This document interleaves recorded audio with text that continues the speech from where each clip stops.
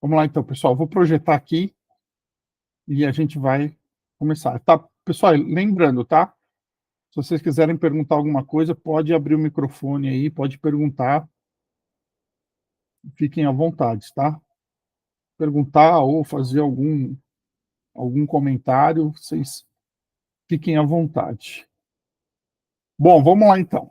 Hoje nós vamos falar então sobre o tribunal de Cristo, as bodas do Cordeiro e a tribulação. Por quê? Porque nós encerramos falando sobre o arrebatamento da igreja, certo? Eu falei para vocês que nesse primeiro momento eu não vou trazer a ordem cronológica, e eu vou trazer lá no final para nós encaixarmos tudo e vermos como que na cronologia tudo faz sentido, tá? Só que eu já estou, de alguma maneira, trazendo um determinado tipo de ordem cronológica para nós. Então, após o arrebatamento, o que é que acontece? É o tribunal de Cristo.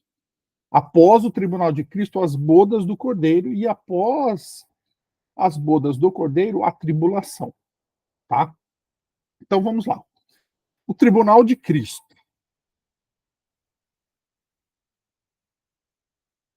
O tribunal de Cristo será o único evento que galardoará todos os santos que serão julgados através das suas obras, tá?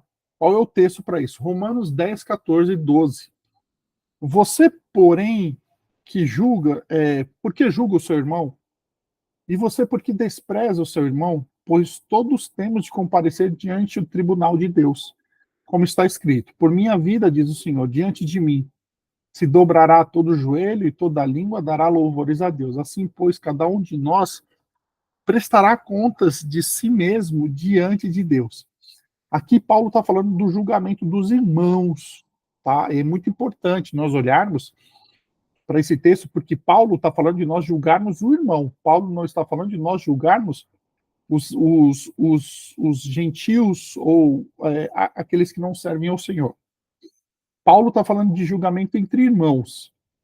Tá? Lembrando, pessoal, que aquele versículo que diz, né, não julgues para que não sejam julgados, que muitas pessoas usam para dizer que nós não devemos julgar as coisas, aquele versículo, aquele texto, Jesus está ali condenando um tipo de julgamento hipócrita, tá? Nós devemos sim julgar os outros, devemos sim julgar as obras dos outros e devemos principalmente julgar as nossas vidas e as nossas obras. Mas quando eu julgo segundo a minha justiça? Não, eu julgo segundo a palavra do Senhor. Tá? Então, quando Paulo aqui está falando de um julgamento de irmão, Paulo ele está falando aqui sobre um julgamento de obras realmente. E aí as nossas obras elas serão julgadas quando no tribunal de Cristo, tá? O outro texto para esse é 2 Coríntios 5, de 9 a 10. É por isso que também nos esforçamos para ser agradáveis a Ele. A Ele quem? É o Senhor. Quer presentes, quer ausentes. Porque é necessário que todos nós compareçamos diante do tribunal de Cristo, para que cada um receba segundo o bem ou o mal que tiver feito por meio do quê? Do corpo. Então, pessoal, o que vai ser esse tribunal de Cristo? Esse tribunal de Cristo, ele não é o tribunal do trono branco. Tá? O tribunal do trono branco, ele vai se dar em um outro momento mais para frente, que é quando Cristo vai julgar as nações. Ele vai julgar a todos. Esse tribunal de Cristo aqui, que é logo após o arrebatamento, é o tribunal para o galardão das obras. E quem é que vai passar por esse tribunal? Só os salvos em Cristo, que forem arrebatados ou ressuscitados na hora do arrebatamento. Lembra que quando nós vimos sobre o arrebatamento, a palavra diz que os mortos vão ressuscitar primeiro, ou seja, aqueles que morreram em Cristo vão ressuscitar. Nós, então, seremos arrebatados e junto com eles receberemos o quê? Um corpo glorificado. Após isso, esses salvos, os santos em Cristo, passarão por esse tribunal, que é um tribunal do quê? é um tribunal para julgar as nossas obras, tá? E aí, pessoal, ó, primeiro, nós seremos julgados pelo nosso trabalho feito para Deus, tá? Ora, o que planta e o que rega são um, e cada um receberá a sua recompensa, de acordo com o seu próprio trabalho. Esses dois textos são de 1 Coríntios capítulo 3. Um é do verso 8, esse primeiro é o verso 8, e o outro são os versos 14 e 15. Né? Se aquilo que alguém edificou sobre o fundamento permanecer, esse receberá a recompensa. Se a obra de alguém se queimar, esse sofrerá dano, porém ele mesmo será salvo, como que através do fogo. Então, olha só, o primeiro texto, Paulo está falando aqui sobre o quê? Da recompensa, certo? Que nós vamos receber pelo quê? Pelo nosso trabalho. Nos versos 14 e 15, ele está falando que o nosso trabalho, ele vai ser o quê? Ele vai passar pelo fogo, ele vai queimar pelo fogo. Ele vai passar pelo fogo. Se ele não for queimado pelo fogo, ele será constituído como o quê? Como um trabalho valioso para Deus. Agora, se o fogo queimar, o nosso trabalho aqui, as nossas obras aqui, elas não terão um peso de galardão para nós. E aí ele diz assim, ó, porém ele mesmo será salvo. O que isso quer dizer? Isso quer dizer que as obras, esse tribunal não é para salvação, tá? Porque quando formos arrebatados, nós já estamos salvos. Não há julgamento de salvação para quem está em Cristo. Então, esse julgamento aqui, mesmo se as nossas obras elas forem reprovadas, ou seja, queimadas pelo fogo diante de Cristo, a salvação não está em risco. Tá? Porque ele diz assim, ó, porém ele mesmo será salvo. Mas como que através do fogo? Como que através do fogo é uma expressão que indica o sentido de que, assim, como que escapando por meio do fogo, ou seja, assim, ó, ufa, foi por pouco, mas foi. Tá, pessoal? Por quê? Porque se nós dissermos que as nossas obras implicam diretamente na nossa salvação, nós voltaremos à lei. Nós cairemos na salvação por obras, que é o quê? Que é uma heresia. Então, esse tribunal de Cristo aqui é um julgamento para o recebimento de galardão, segundo as nossas obras, mas que não tem implicação na salvação. Salvos nós já estaremos. Tá certo? Então seremos julgados, primeiro, pelo nosso trabalho feito para Deus. Tá? Depois seremos julgados pela nossa conduta. Porque é necessário que todos nós compareçamos diante do tribunal de Cristo para que cada um receba segundo o bem ou o mal que tiver feito por meio do corpo. Tá? Então, primeiro, pelo trabalho feito para Deus, depois, julgados pela nossa conduta, e terceiro, seremos julgados pelo tratamento dado aos irmãos na fé. Você, porém, por que julga o seu irmão? E você, por que despreza o seu irmão? Pois todos temos de comparecer diante do tribunal de Deus. Interessante que Romanos 14, se você for ler o capítulo inteiro, o contexto ali está falando da paciência que nós temos que ter com os fracos na fé. Tá? E por que é importante a gente falar isso, pessoal? Porque nós somos chamados como membros do corpo de Cristo, e nós vimos isso quando nós falamos sobre os dons do Espírito, vimos isso com um pouco mais de detalhe e ênfase. Nós, enquanto membros do corpo, nós somos chamados para a edificação do corpo. Então, eu tenho que olhar para o meu irmão que é mais fraco na fé e tenho que trabalhar para que a fé desse irmão seja edificada. Por isso que eu não posso julgar os fracos na fé. Eu tenho que ajudá-los. E aí, julgar aqui, pessoal, é julgar para condenar, tá bom? Porque assim, eu tenho que olhar para. Porque fazer um juízo sobre o outro, a gente faz, como eu já falei. Então, eu olho para o outro e vejo assim, ele é fraco na fé. Né? Muitas vezes, ele está andando em pecado. Então, assim, isso já é um julgamento. Aí eu vou lá e faço o quê? Condeno ele? Não, eu vou lá exorto ele em amor, como a Bíblia diz, exortai-vos uns aos outros em amor, mostro para ele o caminho certo e ajudo ele. Para quê? Para que ele seja edificado, para que a fé dele seja fortalecida. Então, até nisso, Deus vai nos julgar, porque o nosso galardão depende também disso. Tá?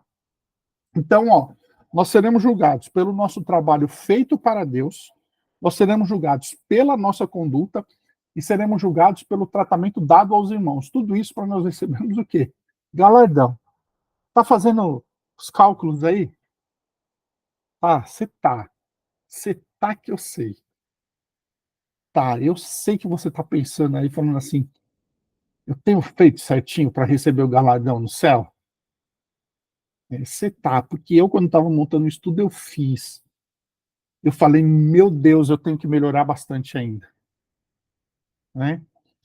Por isso que é importante também, pessoal, a gente estudar a escatologia. E aí, assim, ah, a gente não pode fazer nada agora pensando no galardão. Quem disse que não? É lógico que tudo que nós fazemos para a honra e para a glória do Senhor. Né? Mas nós também fazemos pensando nisso. Mas olha que coisa interessante. Uma vez eu vi o pastor John Piper, não sei se vocês conhecem ou não, o pastor John Piper é muito conhecido, né? E ele disse assim: meus irmãos, vocês acham mesmo que na hora que eu estou na minha casa, às 3 horas da manhã, e alguém da minha igreja me liga, e eu tenho que sair para socorrer essa pessoa de alguma maneira, e tenho que sair da minha cama quente, deixar a minha família em casa, e eu vou que, é por amor? Não, tem muitas vezes que eu falo assim, Senhor, eu estou indo por causa do galardão. Pessoal, se o John Piper falou isso, quem sou eu para falar diferente? Né? Então, assim, o galardão é bíblico, pessoal, tá lá. Né? Nós seremos julgados para receber o galardão baseado no trabalho que fizemos para Deus, na nossa conduta de fazer o bem ou o mal com o corpo e na maneira como nós tratamos os nossos irmãos. Se nós julgamos os nossos irmãos ou se nós realmente os ajudamos a ter a sua fé edificada. Né? E como serão vistas as nossas obras na prova do fogo? Olha só. 1 Coríntios 3, 12 e 15. Olha que importante esse texto. Segundo a graça de Deus que me foi dada, eu lancei o fundamento como sábio construtor, e o outro edifica sobre ele. Porém, cada um veja como edifica. Porque ninguém pode lançar outro fundamento além do que foi posto, o qual é Cristo Jesus. Então, olha só que importante. Qual é o fundamento? O fundamento é Cristo Jesus. Então, Paulo está falando assim: eu lancei o fundamento como sábio construtor. Porque o sábio construtor lança o fundamento que é quem? Que é Cristo Jesus. Como Jesus falou, né? Aquele que edifica sua casa na areia, vem a chuva, vem o vento, a casa derrubada. Aquele que edifica na rocha, a rocha quem é? Cristo Jesus. Aí vem o vento, vem a tempestade e a casa não cai, a casa fica. Então, o fundamento é Cristo Jesus. Aí o texto continua. E se o que alguém edifica sobre o fundamento é ouro, prata, pedras preciosas, madeiro, fena ou palha, a obra de cada um se tornará manifesta, pois o dia a demonstrará, porque será revelada pelo fogo. E o fogo provará qual é a obra de cada um. Se aquilo que alguém edificou sobre o fundamento permanecer, esse receberá a recompensa. Se a obra de alguém se queimar, este sofrerá dano, porém ele mesmo será salvo, mas como que através do fogo. Ou seja, se a sua obra for ouro, prata ou pedras preciosas, o fogo não vai o quê? Queimar. Elas vão permanecer para a eternidade e você vai receber o quê? Um galardão por elas.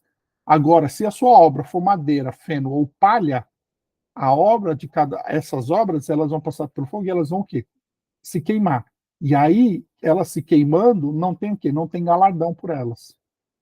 Você é salvo? Você é salvo. Você entra no céu? Você entra no céu. Mas não tem galardão. Tá bom? Então, pessoal, a gente tem que lutar para que as nossas obras sejam o quê? Ouro, prata e pedras preciosas, não madeira, feno ou palha, tá? E aí, o que é ouro, prata e pedras preciosas? Aquelas que são constituídas sobre o fundamento que é Cristo Jesus.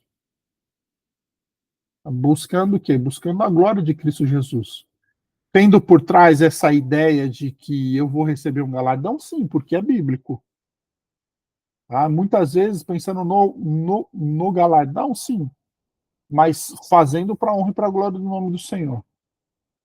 Entendeu? E feitas em Cristo Jesus. Né? Porque o que a gente faz em Cristo, a gente faz o quê? A gente faz para a eternidade. Tá? Vamos lá. O que receberemos? Galardão, recompensa. Bem-aventurados são vocês quando por minha causa os insultarem e os perseguirem, e mentindo disserem todo mal contra vocês.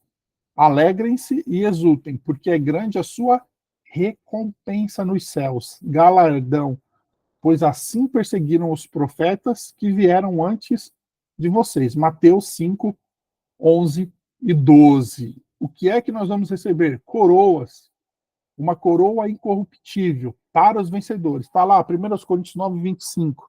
Aqui, pessoal, eu trouxe só a referência, porque a gente tem bastante coisa para a gente falar hoje, a aula vai ficar muito grande, tá? Então, eu trouxe só as referências aqui, tá? Uma coroa incorruptível para os vencedores, uma coroa da vida para os mártires, uma coroa de glória para os servos fiéis e uma coroa de justiça para os vigilantes. Então, nós vamos receber o quê? Uma recompensa, um galardão, nós vamos receber coroas e nós vamos receber também o quê? Privilégios. O primeiro é um reino eterno. Nós reinaremos com Cristo eternamente. 2 Timóteo 2,12. Um novo nome, pois tudo será novo, inclusive os nossos nomes. Apocalipse 2,17. Um lar celestial. A cidade santa será a nossa eterna mansão. Tá? Esses textos, pessoal, essas referências que eu trouxe, se depois vocês quiserem pegar, fala que nós receberemos isso, tá? Como privilégio o quê? Como privilégio das nossas, das nossas obras, tá?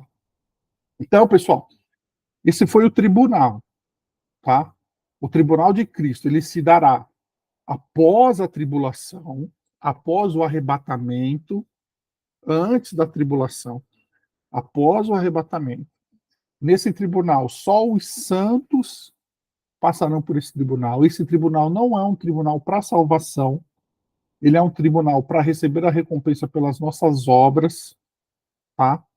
Nós seremos julgados pelo nosso trabalho feito para Deus, pela nossa conduta, e fizemos o bem ou mal no corpo, e pela maneira como nós tratamos os nossos irmãos. Tá? E como que as nossas obras serão julgadas? Elas vão passar pelo fogo. E aí, ouro, prata, pedras preciosas, madeira, feno ou palha. Se foram construídas sobre o fundamento que é Cristo Jesus, segundo o que Cristo Jesus espera de nós, então elas vão passar pelo fogo, elas vão permanecer e nós teremos um galardão. Se não, elas vão passar pelo fogo, o fogo vai consumi-las e nós não teremos um galardão. E aí o que nós vamos receber? Uma recompensa, um galardão, nós vamos receber coroas, nós vamos receber privilégios. Passado o tribunal de Cristo, vem o quê? As bodas do Cordeiro. Alguém levantou a mão? Diga, Bruno. Mas, pastor, Diga, é, Bruno. tirar uma dúvida. Você tinha comentado que as obras vão passar pelo fogo e que muitas das vezes a gente pensa em fazer assim, tipo, eu vou fazer tal coisa pensando no meu galardão lá na frente. Não Certo. corre o risco da gente fazer pensando dessa forma e chegar lá na hora de passar, isso ser passado pelo fogo e não contar, porque na Bíblia diz que, tipo, aquela parte que diz que, tipo, quando sua mão direita fizer algo, a mão esquerda não precisa ficar sabendo. De você fazer uma coisa pensando justamente na recompensa e ela não ser válida? Tá, vamos lá. Tem dois pontos aí na sua pergunta. A gente sim, a gente corre esse risco. a gente corre esse risco, tá? Só que assim, ó, o que é que nos motiva, entendeu? A gente tem que partir muitas vezes desses princípios assim, ó. O que é que nos motiva a fazer? Por exemplo, assim, ó, eu eu saio daqui da minha casa de madrugada, madrugada não, vai, num domingo de sol à tarde, eu preciso sair daqui da minha casa e ir para o devocional dos jovens, e aí eu vou para lá por quê? Entendeu? Eu vou para lá por obrigação? Eu vou para lá é, por como é que eu posso dizer? Eu vou para lá porque eu não tenho mais nada para fazer? E aí eu chego lá e eu tô lá e falo assim: caramba, eu não queria estar aqui, sabe? Eu tô obrigado aqui, eu não queria estar aqui, sabe quando você tá obrigado e tal? E outra coisa, por exemplo, eu sair da minha casa e falar assim: não, olha, eu vou para lá porque eu sei que se eu for, porque em Cristo Jesus há um galardão para mim me esperando, eu vou em busca, mas não em busca somente de um benefício próprio, mas eu vou assim, ó, em busca da glorificação de Cristo, mas assim, sabendo que por trás tem um galardão.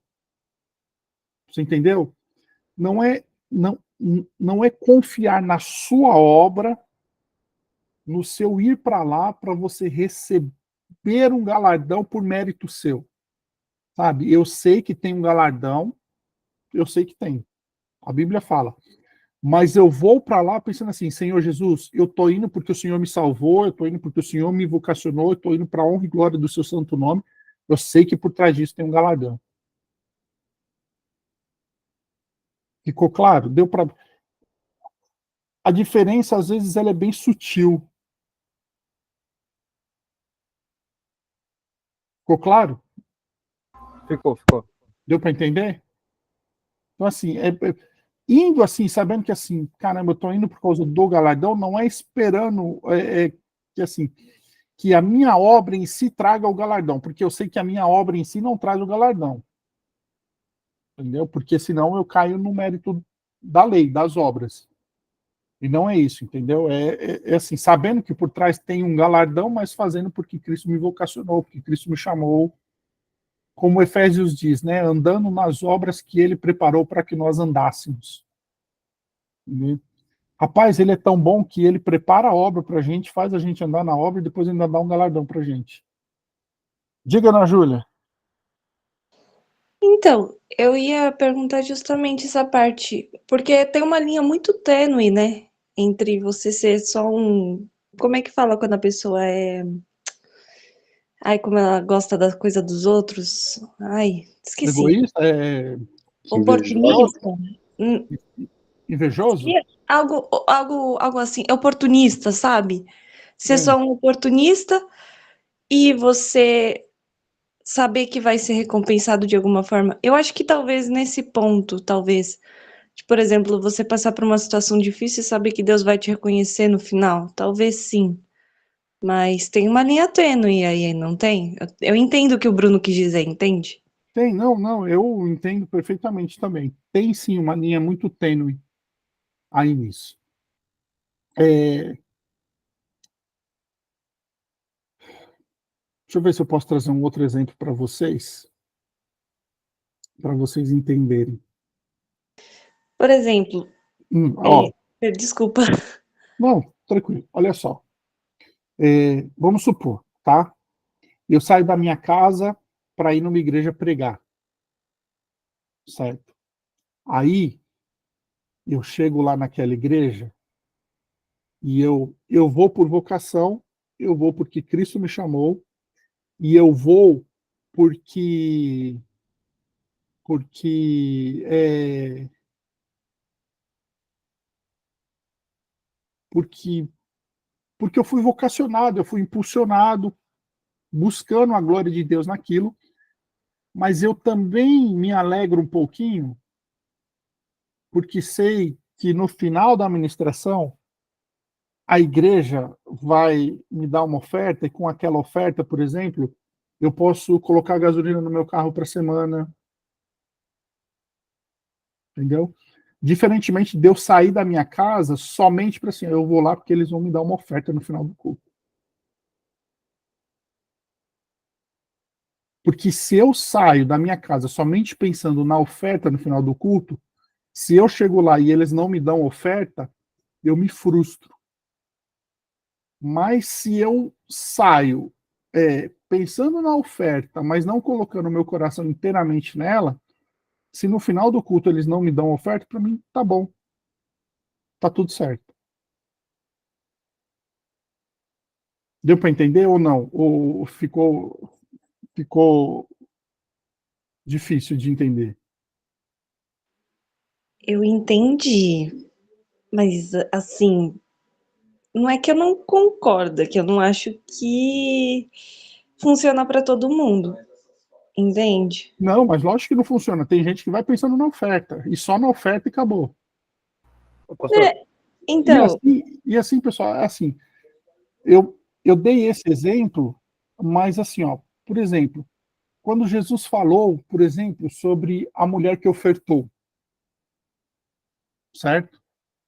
Jesus disse assim, ó, ela deu tudo que ela tinha, né? E ele disse assim, ó, vocês que têm riquezas, vocês dão do que sobram. Aquela mulher não, ela deu tudo do que ela tinha. Por quê? Por causa da intenção do coração, certo? É, quando eu penso no galardão, o meu coração ele não tem que estar explicitamente no galardão. mas no reconhecimento seria? Não no reconhecimento, porque assim, ó, a minha felicidade em fazer a obra do Senhor, ela é completa por várias partes, certo? O galardão é uma delas.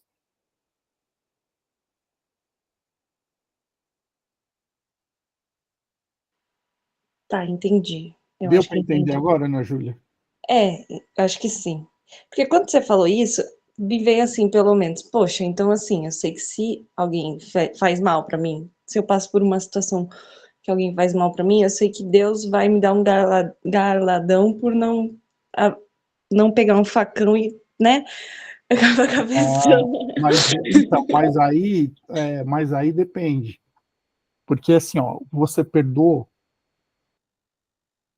a pessoa que te fez o mal?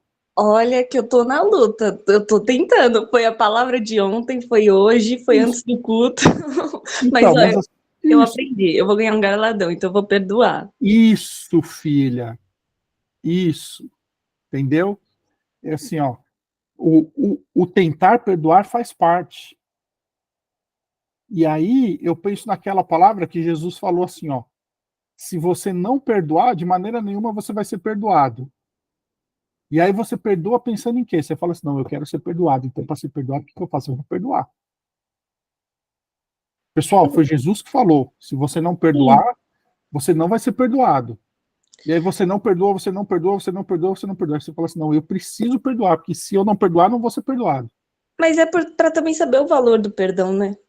Mas Então, também, você está vendo como nunca é uma coisa só, são várias coisas. O galardão faz parte dessas coisas. eu não sei se eu tô certa no que eu entendi, mas eu acho que pelo menos sara um pouco o senso de impunidade que a gente tem, sabe? De vai ficar por isso mesmo, a pessoa vai se perdoar, vai ser perdoada e acabou, entende? O que eu quero dizer? Então, aí falar sobre perdão é complicado, mas assim, será se vai ficar por elas mesmas? Porque assim, aos Não, essa nossos. parte do garladão mesmo. Porque, por exemplo, se eu não trato os irmãos bem, ou eu faço a obra de qualquer jeito, e aí eu Você sou não vai ter salva. galardão. Entende? Então não é como se ficasse impune. Não fica impune, nada fica impune. Ou você vai receber o galardão ou não vai. O não receber o galardão é uma forma de punição, né? Entendeu? Sem que a pessoa morra, né, no inferno. Sem que ela morra no inferno. Entendeu? Entendi. Obrigada. Dani, Até ainda nessa linha aí que o Brunão perguntou, eu não sei qual que é a referência bíblica, mas eu já ouvi algumas vezes que haverão galardões maiores do que os outros, né? Um vai ter mais do que o outro no céu, certo? Dito isso, eu fazer uma obra ou algumas obras com o intuito de ter um galardão maior do que o outro no céu, isso é um pecado? Tipo, eu tô fazendo, é para Deus, é claro. Vamos supor aí, eu tenho um propósito, tenho um ministério, estou trabalhando nele, estamos ganhando almas, está crescendo, mas eu estou fazendo isso porque eu quero ter um galardão top, assim, eu quero ser o Elon Musk do céu, entendeu? Tipo, isso seria errado? tá, vamos lá. Não pode ser um objeto de orgulho para você, tá? Eu vou buscar um galardão porque no céu eu quero ter mais galardão do que os outros. Aí tá errado, porque o galardão ele não pode ser o fim do galardão não é em si mesmo. Se eu busco o fim dele em si mesmo, ele serve somente para o meu ego. No céu não vai ter ego, porque lá nós não seremos uns maiores do que os outros, certo? Nós estaremos todos em pé de igualdade. Só que, vamos lá, Mateus 6, a partir do 19, diz assim, ó, não ajuntei tesouros na terra, onde a traça e a ferrugem tudo consomem, e onde os ladrões minam e roubam, mas ajuntai tesouros no céu, onde nem a traça nem a ferrugem consomem, onde os ladrões não minam nem roubam. Porque onde estiver o vosso tesouro, aí também está o seu coração. Cara, como que eu não vou juntar tesouro no céu se eu não pensar em juntar tesouro no céu?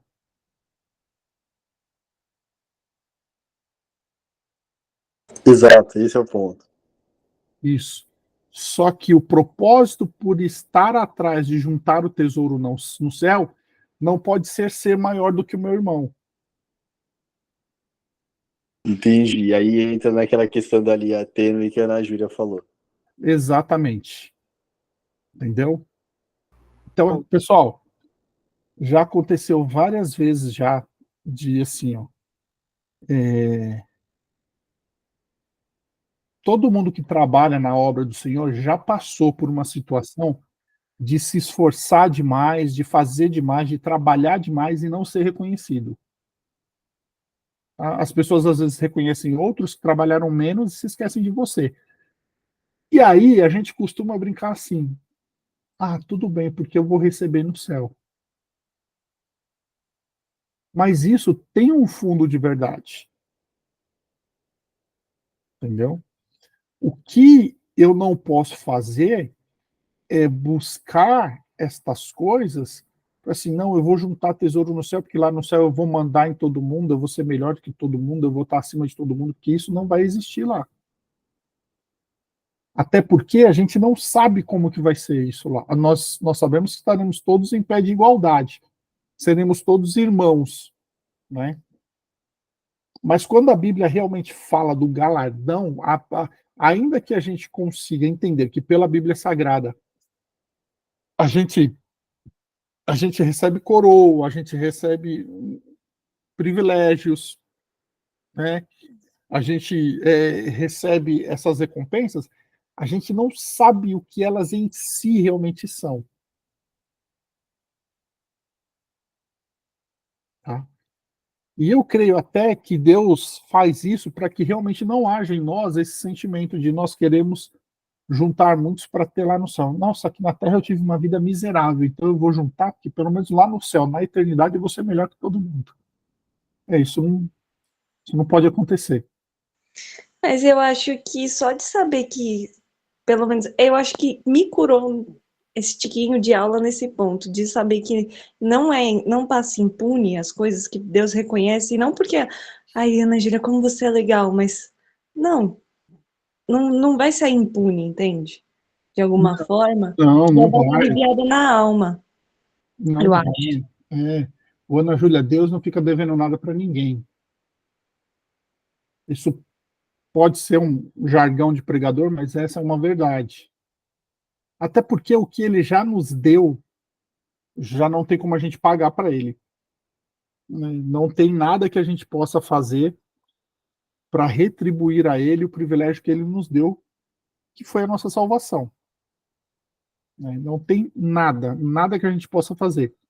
Mas o nosso trabalho para ele, né, ele ainda nos recompensa. Sabe? E essa é uma maneira dele dar força para a gente também, né? Diga, Bruno. Pastor, ainda em cima dessa linha, por exemplo, quando eu trabalhei com vendas, e uma das coisas que a gente aprende, que eu aprendi pelo menos, era de você sempre fazer o seu trabalho independente e não pensar na comissão que você ia ganhar, no valor que você ia ganhar. E sim você ir lá e fazer o seu trabalho bem feito, que aquilo seria uma consequência do resultado do seu trabalho. Eu acho que isso se aplicaria nessa parte de você ter que fazer, por exemplo, nem você tinha citado, eu vou pregar na igreja, tal, eu vou pensando que o dinheiro, mas não vou com aquela expectativa. Mas eu acho que você não deveria nem ir com a expectativa. Eu acho que você deveria ir e fazer por amor a obra de Deus, sem pensar em receber nada, porque isso seria uma consequência. Se você recebesse ou não, seria uma consequência da obra que você fez por amor, e não pensando já em receber um galardão no céu, ou pensando que você vai receber algum dinheiro ou alguma coisa em troca. Eu tô certo nessa linha de pensamento? Sim, você está certo. Mas, assim, sabendo que a recompensa faz parte. Sim, sim. A recompensa é o resultado do que você produziu, mas não pensando diretamente nela. Você sabendo que ela vai estar lá, mas sem pensar e fazer por ela estar lá. Isso, porque você não faz por ela. Você pensa nela, você espera por ela, mas você não faz por ela. O fim em si não está nela. Sim, sim, entendi. Isso. Ana Júlia ainda está com a mão levantada? Ficou? Levantou de novo? Eu levantei porque eu ia fazer uma pergunta. Eu ia aproveitar que você estava falando do galardão, eu ia deixar para o final, mas como a gente entrou nesse tópico, o pessoal que acredita que a gente já está vivendo o milênio, eu conversei com uma galera na presbiteriana, eles falavam que a gente já está recebendo galardão. Eu não consigo falar essa palavra. Galardão. Isso A aí. recompensa. Eles falam isso, tanto é que a gente estava discutindo sobre Davi, e aí as meninas falaram, mas aí ele perdeu o galardão. Eu fiquei, eita, como assim? Ou é isso mesmo? Não, elas falaram que o galardão eram os filhos dele, e que eles perderam. Aí, né, eu não levantei isso, mas pensei no que Estevão perdeu. Qual foi o galardão que ele perdeu?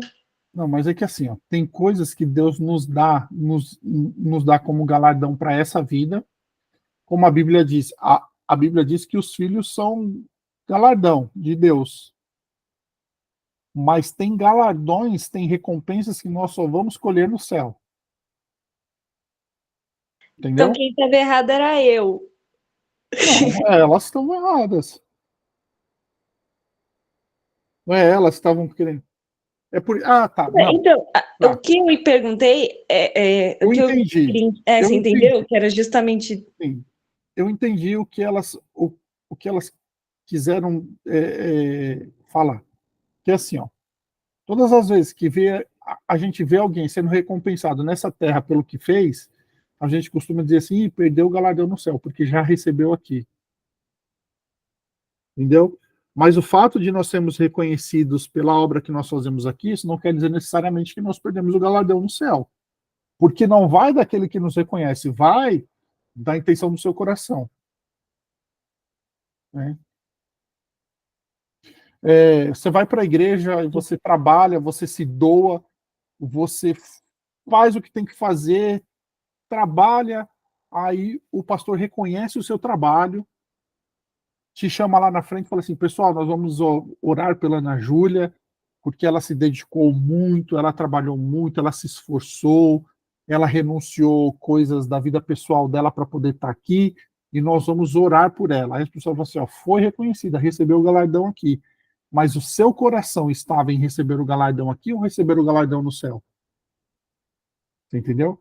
Porque se quando você fez, o seu coração estava em receber o galardão aqui, aí eu digo que sim, você perdeu o galardão no céu. Mas se o seu coração estava em Cristo Jesus, para buscar em Cristo a recompensa do que você fez no céu, aí não, filha, ninguém tira de você. Mas esse pensamento não tem a ver com o fato da teoria delas pensarem que o tribunal. Acho que tem alguma coisa com o tribunal, não tem? Então, aí, Cristo vai julgar a sua obra.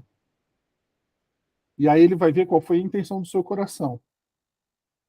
Se a intenção do seu coração foi ser reconhecida na terra, a sua obra vai ser queimada pelo fogo, e aí não vai ter galardão. Mas se a intenção do seu coração foi buscar em Cristo, né, a recompensa pela sua obra, porque quando nós buscamos em Cristo a recompensa pela nossa obra, primeiro a gente está ali para agradar a Cristo, entendeu? Tudo o que nós fazemos tem que ser em Cristo Jesus. E aí a obra vai passar pelo fogo e não vai ser queimada, e vai ter um galardão. Entendi. Tá. Entendeu? Obrigada. Suzana, levantou a mão? Sim, eu lembrei de uma passagem bíblica que eu tinha até colocado no chat, só que eu apaguei sem querer. Que Pedro ele fala com Jesus, não sei se pode relacionar a esse tema, né? Eis que nós deixamos tudo e te seguimos, né? O que nós receberemos? E Jesus fala que eles receberiam 100 vezes mais nesta terra, algumas versões com perseguições, né? Acrescenta isso. E por fim, a vida é eterna.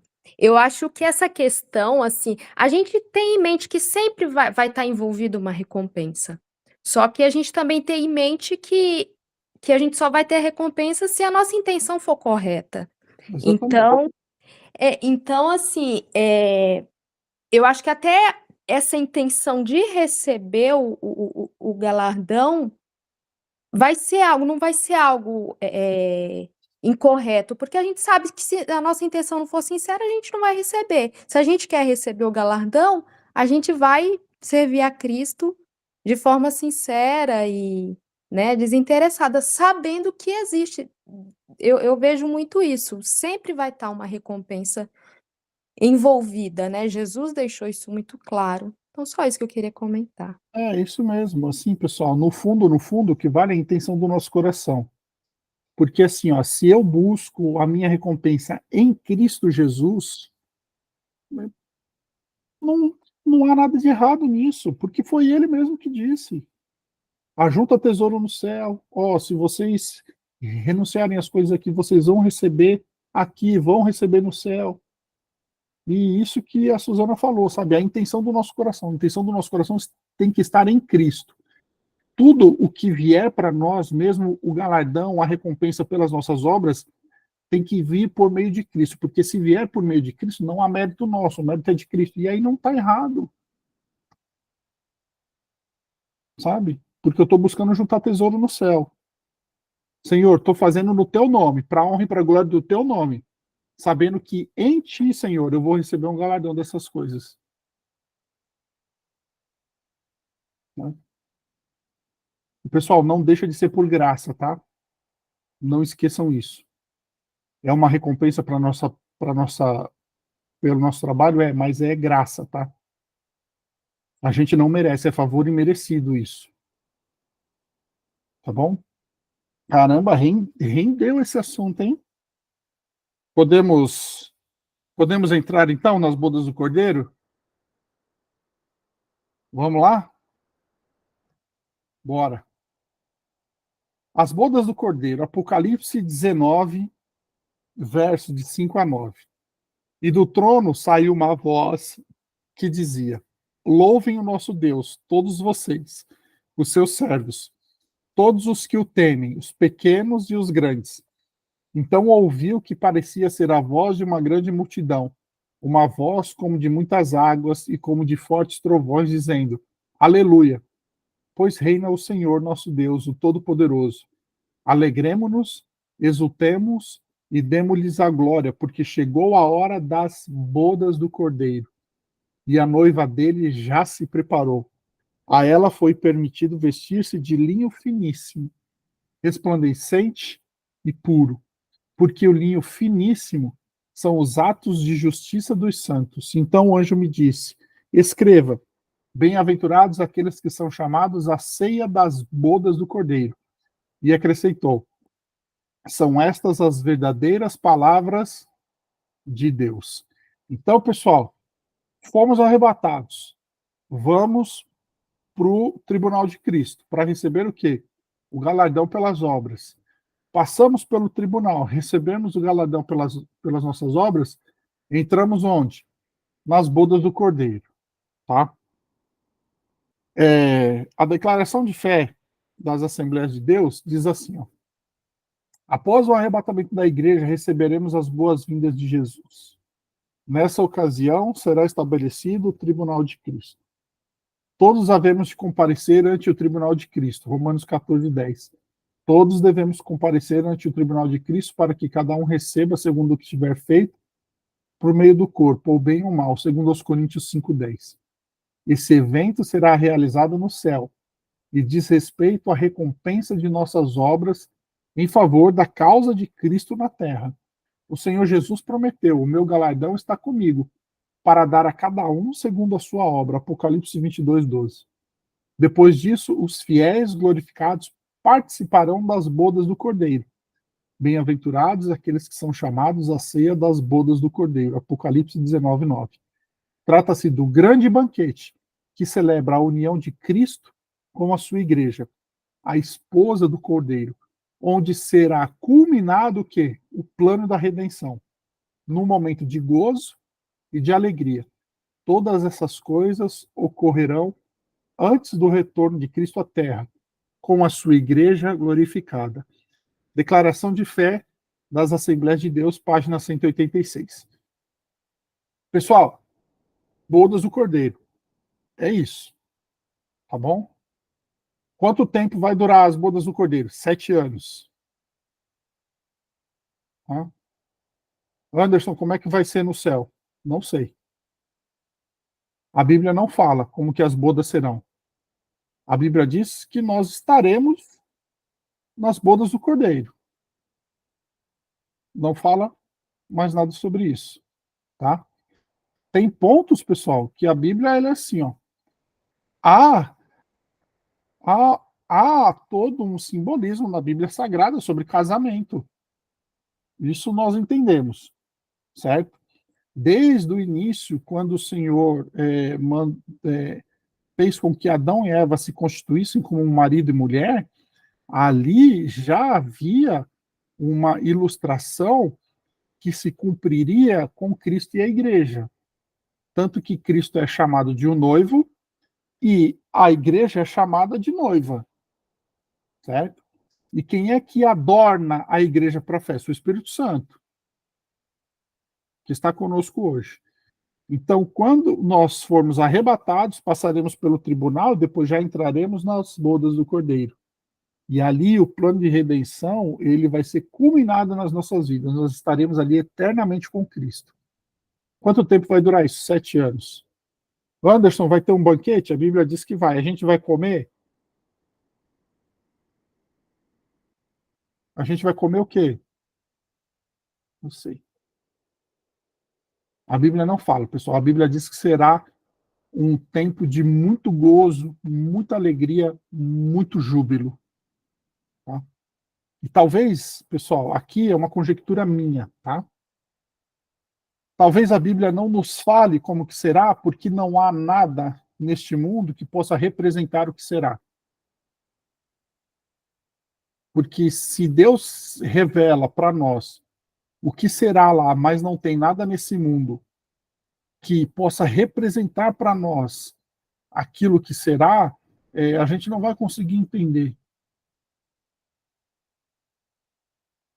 Então eu tenho para mim que vai ser um tempo de júbilo, de gozo, de alegria, como nunca antes houve.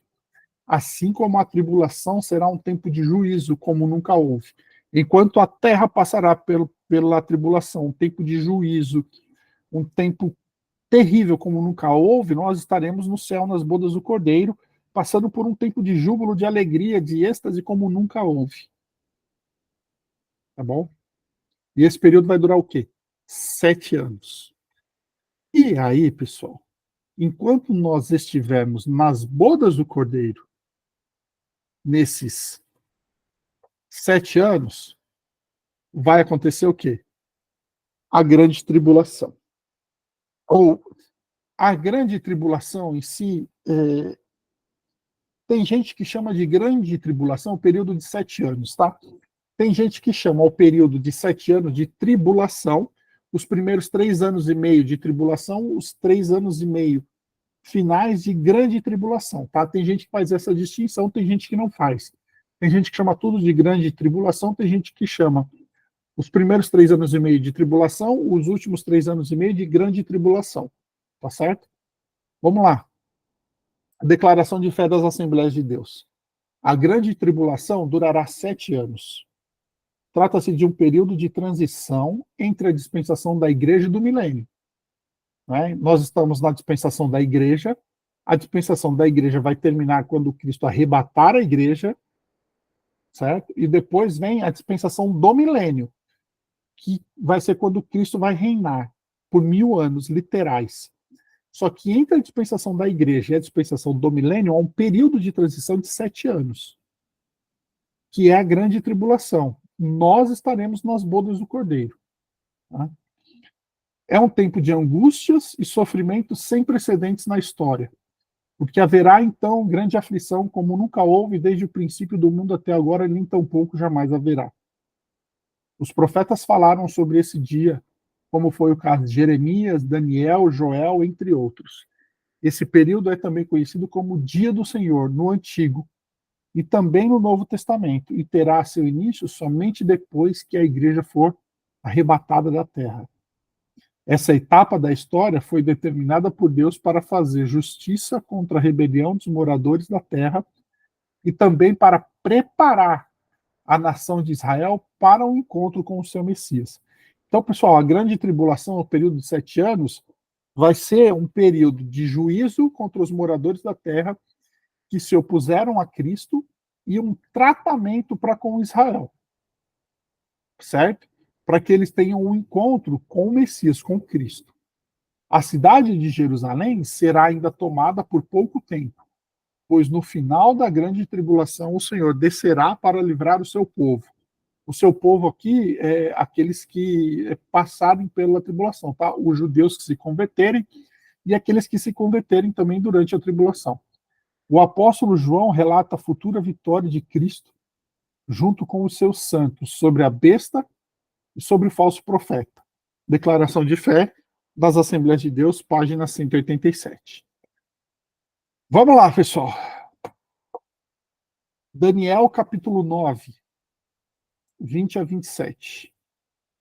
Enquanto eu ainda falava, orava, confessava o meu pecado e o pecado do meu povo, de Israel, e lançava a minha súplica diante do Senhor, meu Deus, pelo monte santo do meu Deus. Sim, enquanto eu assim orava, Gabriel, o homem que eu tinha visto na minha visão anterior, veio rapidamente voando e tocou em mim. Era a hora do sacrifício da tarde. Ele queria instruir-me, falou comigo e disse: Daniel, agora eu vim para dar a você inteligência e discernimento. Quando você começou a fazer as suas súplicas, foi dada uma ordem, e eu vim para explicar tudo a você, porque Deus o ama muito. Portanto, preste atenção à mensagem e entenda a visão. 70 semanas estão determinadas para o seu povo e para a sua santa cidade, para acabar com a transgressão, para dar fim aos pecados, para expiar a iniquidade, para trazer a justiça eterna, para selar a visão e a profecia, e para ungir o santo dos santos. Saiba e entenda isso. Desde que foi dada a ordem para restaurar e para edificar Jerusalém, até a vinda do ungido, o príncipe, haverá 7 semanas e 62 semanas. As ruas e as muralhas serão reconstruídas, mas será um tempo de muita angústia. Depois das 62 semanas, o ungido será morto e não terá nada.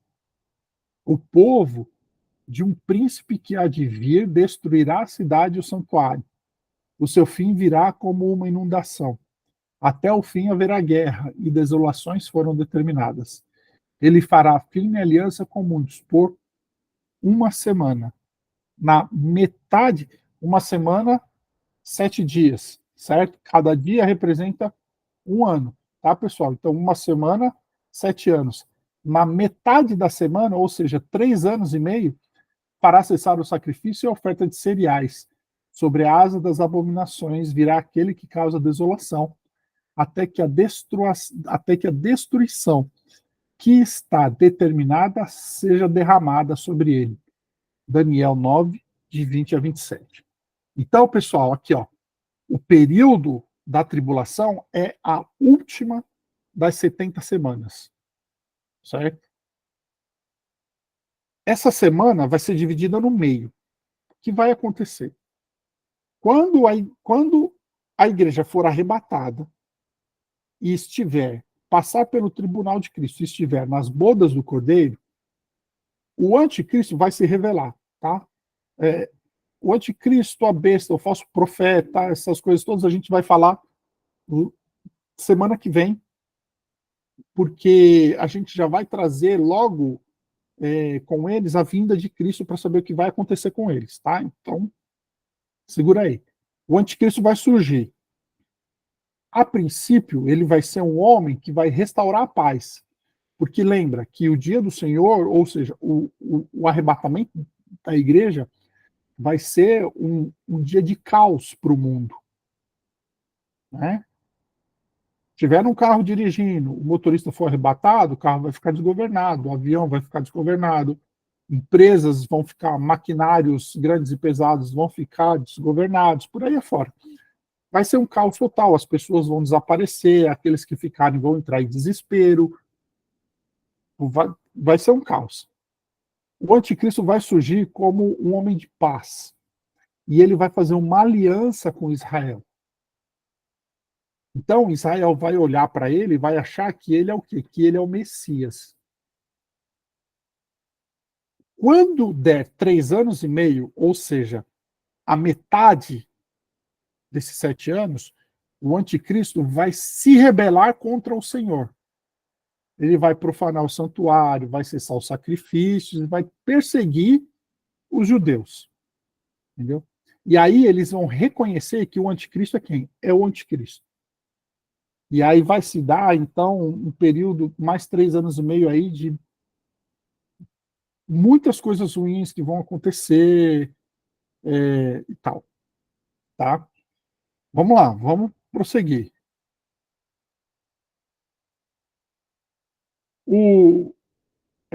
A tribulação, ou a grande tribulação, é também chamada na Bíblia de o dia do Senhor, Isaías 13, 9. O dia da vingança do Senhor, Isaías 34, 8. Um tempo de angústia para Jacó, Jeremias 37. Tempo de angústia, Daniel 12, 1. Dia de trevas, Amós 5, 18 e 20. Dia de alvoroço e de desolação, Sofonias 1, 15. Grande aflição, Mateus 24, 21. Aflição, Mateus 24, 29. Ira futura, 1 Tessalonicenses 1, 10. A ira, Apocalipse 11, 18. E a hora do juízo, Apocalipse 14, 7. Tá? Vamos lá, então. A tribulação ela vai durar 7 anos em 2 períodos. O primeiro período será de 3 anos e meio. O segundo período será também de 3 anos e meio e é chamado de grande tribulação. Por quê? Tem gente que diz que a tribulação, 7 anos, divide no meio, o último é a grande tribulação. Por que a grande? Porque aí vai ser a perseguição. Vai ser terrível. Tá? Pessoal, vai ser uma coisa assim como nunca houve na história da humanidade. Tá? No livro de Apocalipse, capítulo 5, o Cordeiro abre os primeiros 6 selos com os seus respectivos juízos. Lembrando, pessoal, que Apocalipse traz 7 selos, né, traz 4 cavaleiros, Apocalipse traz 7 selos, Apocalipse traz 7 trombetas, né, E Apocalipse também traz 7 taças da ira de Deus. Então, olha só, 7 selos, 7 trombetas e 7 taças. E 4 cavaleiros. Nós só vamos entrar nos pormenores deles quando tiver uma aplicação prática, tá, pessoal? Senão a gente vai perder muito tempo aqui. E como eu falei para vocês, assim, se quiserem aprofundar depois, dá, mas aí é uma outra literatura, tá? Então vamos lá. No capítulo 5, o Cordeiro abre os primeiros 6 selos e os respectivos juízos. Ao ser aberto o 7º selo, que é no capítulo 8, ouvem-se 7 trombetas também de juízo sobre a terra. Por sua vez, ao ser tocada a 7ª trombeta, no capítulo 11, esta dará início aos piores juízos de Deus na grande tribulação, que são as 7 taças da ira de Deus, anunciadas nos capítulos 15 e executadas no capítulo 16 do livro de Apocalipse. Tá bom? Enquanto isso, o que é que nós temos ali no meio disso? A Bíblia vai falar sobre o quê? A Bíblia vai falar sobre os 144 mil. Apocalipse 7, de 4 a 8. Então ouvi o número dos que foram marcados com selo. Eram 144 mil de todas as tribos dos filhos de Israel. Da tribo de Judá foram marcados com o selo 12 mil. Da tribo de Ruben, 12 mil. Da tribo de Gade, 12 mil. Da tribo de Asser, 12 mil. Da tribo de Naftali, 12 mil. Da tribo de Manassés, 12 mil. Da tribo de Simeão, 12 mil. Da tribo de Levi, 12 mil. Da tribo de Issacar, 12 mil. Da tribo de Zebulon, 12 mil. Da tribo de José, 12 mil. Da tribo de Benjamim foram marcados com selo 12 mil. Tá? O que são os 144 mil de Apocalipse? São judeus que não se dobraram ao anticristo, fizeram guerra contra o anticristo e foram marcados por Deus com o selo. Aquele selo ali não é o selo da besta, tá? Aquele selo ali é o selo de Deus, tá bom? E aí, pessoal, também aqui, ó,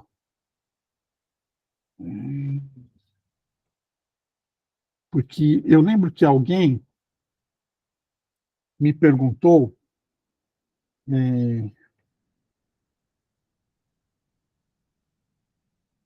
sobre aquele versículo que fala que vão procurar a morte e não encontrarão. Vocês lembram disso? Eu acho que foi a Suzana. Foi você, Suzana, que um dia me perguntou sobre isso? Não, não foi foi? não. É porque assim, ó, as pessoas perguntam muito sobre como é que vai ser durante a tribulação, né? A gente não tem muitas respostas. A gente sabe que vai ser um tempo de muita angústia. No final dos 3 anos e meio, ele vai perseguir aqueles que se rebelarem contra ele, porque vão olhar para ele e vão reconhecer que ele é o anticristo, né? Principalmente os judeus, e terão esses 144 mil judeus que serão marcados pelo selo. Tá? Apocalipse 9 fala, lá no capítulo 6, ó, Apocalipse 9, 6, fala assim, ó, naqueles dias as pessoas buscarão a morte e não encontrarão. Também terão desejo de morrer, mas a morte fugirá delas. Mas aqui, se nós lermos o versículo 5, diz assim, ó, também está falando aqui, pessoal, está falando sobre os gafanhotos, que foi dado para eles poder como tem os escorpiões. São animais mitológicos aqui que surgiram para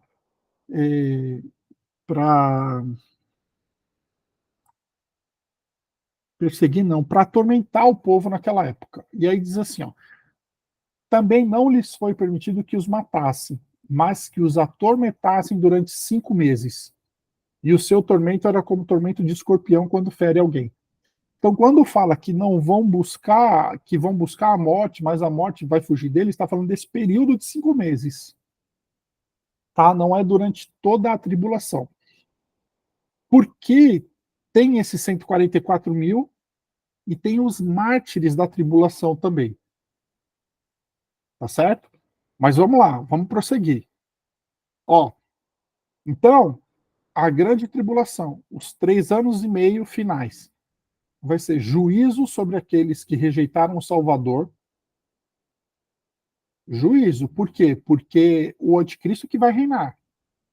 Tá? Os primeiros 3 anos e meio, ele vai ser bonzinho, então ele vai achar que eles vão achar que ele é o Messias.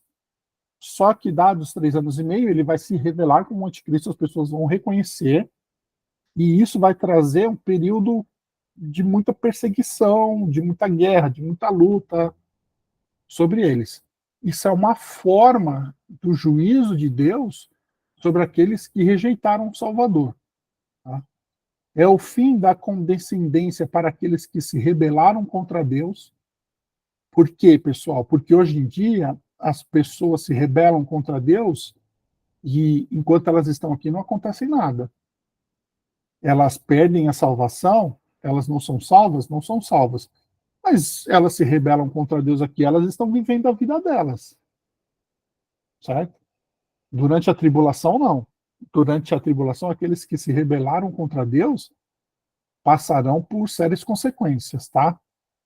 Vai ser uma decisão para aqueles que devem escolher entre Cristo e o anticristo. Então, assim, é um período de decisão. Você está vendo aí o anticristo. E aí? Você vai seguir o anticristo ou você vai negar o anticristo? É uma escolha. Se você negar o anticristo, você sabe de uma coisa, ele vai te perseguir. 3 anos e meio. Né? Caos a ponto de pôr em dúvida ou ilusório sentimento de segurança do homem. O homem ele vai colocar em dúvida a segurança que ele tinha, porque ele está vendo o anticristo reinar e se rebelar com o anticristo. Então, aquela segurança que tinha no anticristo antes, não vai ter mais. E um reavivamento sem pretendência é a maior colheita de almas da história humana, porque vai ser uma colheita de uma única vez, durante a tribulação, daqueles que vão dar a sua vida por Cristo Jesus durante a tribulação. Certo? Hoje a gente vai até aqui só. Porque tem mais coisa para a gente falar para vocês durante.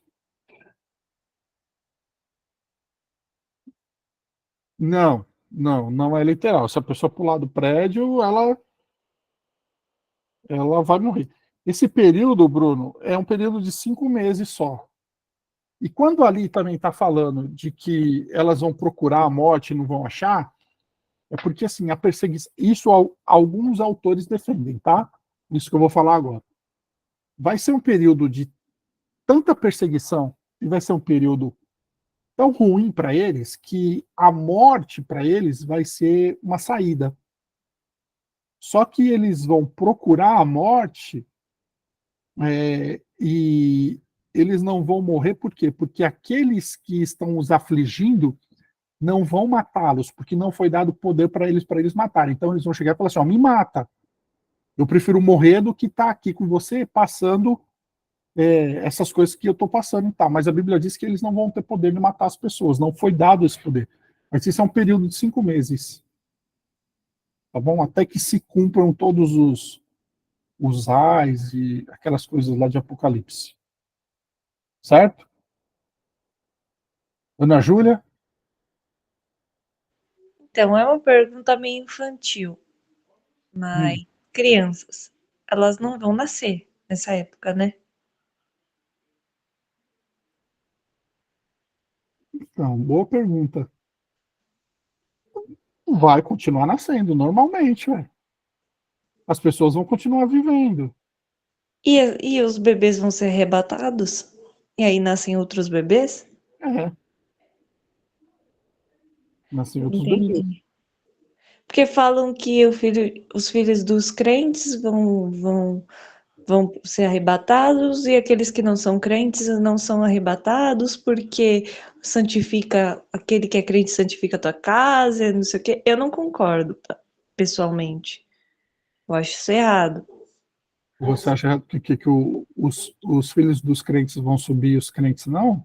E os filhos dos que não são crentes não vão subir, por exemplo.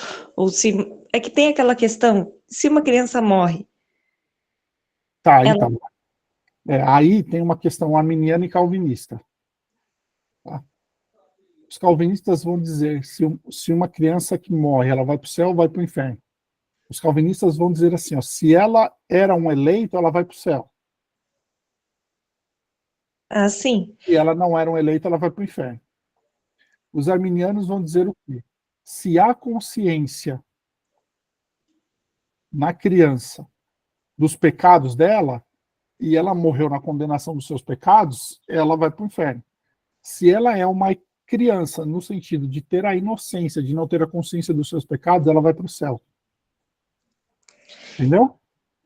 eu acredito nisso também, mas eu já ouvi lá na igreja o pessoal falando que tem um versículo que fala que eu não vou saber te falar exatamente, mas ele fala o seguinte, que aquele que santifica a sua casa, eu entendo de outra forma, mas enfim, não importa. Se tem uma pessoa salva nessa família, ele santifica a sua casa. Então, o que dizem é que a criança deles vão. A criança da pessoa que é crente vai para o céu. E a criança da pessoa que não é crente não vai para o céu. Eu já ouvi isso na igreja. Na nossa igreja, não, mas não está certo. Também acho. Se você tem filhos de ímpios, pessoas que não servem a Deus, filhos de pessoas que não servem a Deus, mas aquela criança não tem consciência dos atos dela, ela não tem a culpa pelos pecados dela. Eu concordo. Entendeu? Sim. É, porque eu achava. Eu até te perguntei, porque pensei que você ia saber. Já tinha escutado isso. Porque tira toda a individualidade da fé. Então, eu nunca, para ser sincero, na nossa igreja eu nunca ouvi isso. Eu já ouvi. Entendeu? É que eu E não vou explanar ninguém, não. eu acho que esse texto que você falou sobre santifica a sua casa é o texto de 1 Coríntios 7, mas ali está falando de matrimônio, né? Entendeu? Aham, entendi. Ali está falando de matrimônio, entendeu? Mas Entendi. assim, o que eu estudei e o que eu sigo é que a criança que não tem a consciência dos seus pecados, ou seja, ela não tem o dolo, entendeu? Uhum, Você que é do direito vai compreender. A criança que não tem o dolo, ela não é culpada. entendo. Entendeu? Ela não tem consciência de que o que ela fez é errado. Então, da mesma forma, vai ser a ressurreição e o arrebatamento. Aí ela vai ressuscitar e vai ser arrebatada, exatamente. Mas a tribulação, então, ela nascer é injusta. Uma criança que nasce na tribulação. Ela não teve chance. Aí, filha, a gente está querendo ser mais justo que Deus, né? Não, não é que eu não. Não é isso também, calma. Mas não sei. Pelo menos eu acreditava que não ia nascer criança. Não, vai nascer, as pessoas vão continuar vivendo, mas assim, se nasce uma criança durante a tribulação, certo? Vamos lá, vamos fazer um cálculo por cima aqui, tá? As pessoas são arrebatadas, a igreja é arrebatada, começa um período de 7 anos, Uhum, certo? As mulheres engravidam, certo? uhum, Uma gestação normal dura aí 9 meses, tá? uhum. Pessoal, eu sou homem, eu falo meses, eu não falo semanas. Pelo amor de Deus, tá? Porque aquilo lá dá um nó na cabeça dos homens, tá? Então, Tudo bem. 9 meses. 40 semanas, 40 Eu pessoas. também ainda não sei disso. É, Não me obriguei a aprender. isso, então, vamos lá, 9 meses, certo? Só que até passar o choque do arrebatamento, aquela coisa e tal, vamos colocar aí 1 ano. Uma criança que nasce com 1 ano de tribulação, no final da tribulação, ela vai ter 6 anos, certo? Então, Certo. até o Armagedon, aí, que é a guerra geral, ela não vai ter consciência dos seus pecados. Uma criança de 6 anos não tem consciência dos seus pecados, pessoal. Pelo menos eu acho que não, certo? Aí começa o quê? Se uma criança morrer nesse período, ela tá salva, Uhum. certo? Se acontecer dela não morrer, no final da tribulação, Cristo vai instaurar o quê? O reino dele milenar na Terra. Aí essa criança vai crescer e vai ter condições de se entregar a Cristo durante o milênio. Entendi. Entendeu? Então, na verdade, assim, não vai mudar muita coisa. Pra A, mim, ninguém ia não, morrer e não, ninguém ia nascer. assim, ó, não vai mudar muita coisa, foi uma colocação errada minha. Vai mudar muito porque ela vai passar pela tribulação, né? Mas em termos técnicos. Entendeu? Uhum. Tá? Eu pensava que ninguém ia morrer e ninguém ia nascer. Não, eu acho que vai. Entendi. Tá bom, Você... obrigada. Vanusa levantou a mão?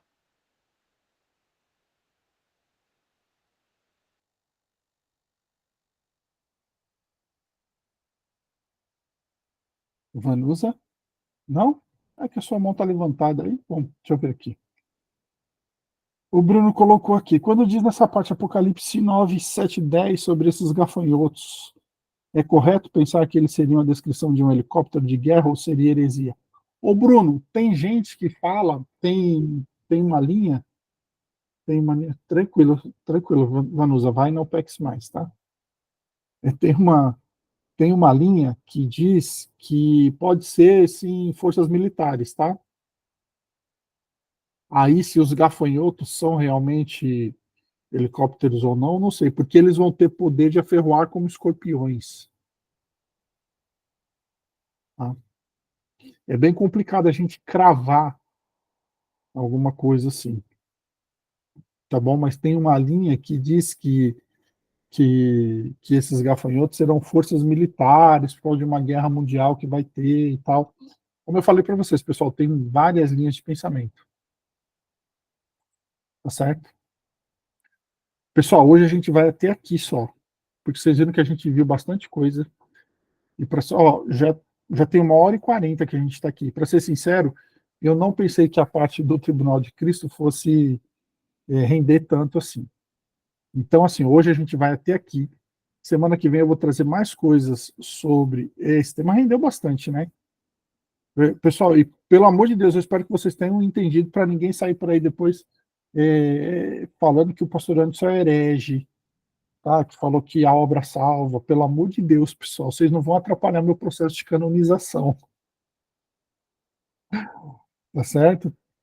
A intenção do coração. Eu penso no galardão, mas é a intenção do meu coração, tá? Que eu vou receber em Cristo Jesus, por meio de Cristo Jesus, por graça. Não há mérito nenhum meu nisso, tá bom? E rendeu bastante, né? Hoje a gente vai até aqui, porque semana que vem eu vou trazer mais sobre a tribulação, porque aí o surgimento do anticristo a gente vai ver certinho, direitinho. Hoje a gente viu só com passant, a besta, o dragão, o falso profeta, e a gente vai ver todas essas coisas, e aí a gente já vai ver o retorno de Cristo, a instauração do milênio, tá bom? E aí, daqui 15 dias, que vai ser o nosso último encontro vamos falar dos chifres, falar de tudo isso. O nosso último encontro desse módulo, aí a gente vai falar então sobre a instauração do reino de Deus, a restauração da criação, e a gente fecha tudo. Tá certo? Hoje a gente vai até aqui. Semana que vem a gente continua nesse tema aí que é bem interessante e bastante complicado.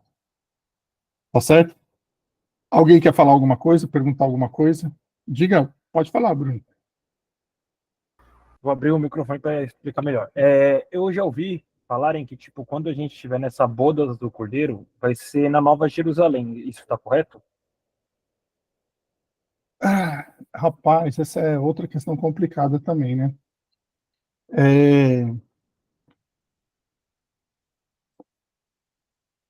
Para ser sincero para você, a Bíblia não fala onde vai ser.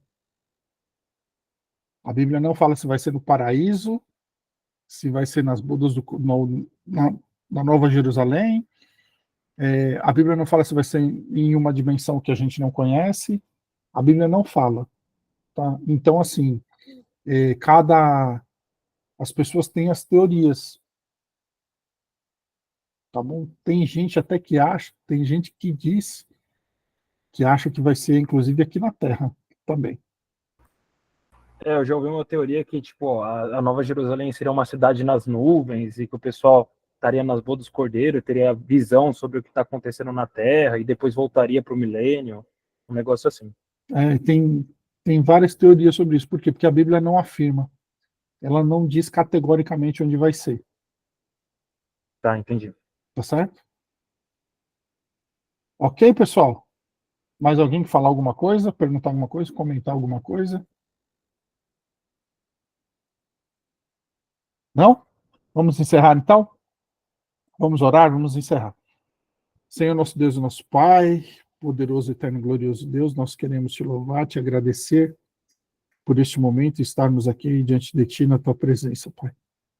Obrigado por esse encontro, Pai, obrigado por o Senhor ter nos trazido até aqui para nós estudarmos a tua palavra, Senhor. Papai, nos dá sabedoria para nós aprendermos todas essas coisas, para nós principalmente colocarmos em prática nas nossas vidas, Senhor. Nos ilumina, papai. Fala melhor aos nossos corações. Individualmente, fala com cada um, Pai. Sana as dúvidas, Senhor Deus. E nos leva, papai, ao conhecimento da tua palavra, para que possamos ter comunhão contigo, entender as tuas coisas e te glorificar nesta terra, Pai.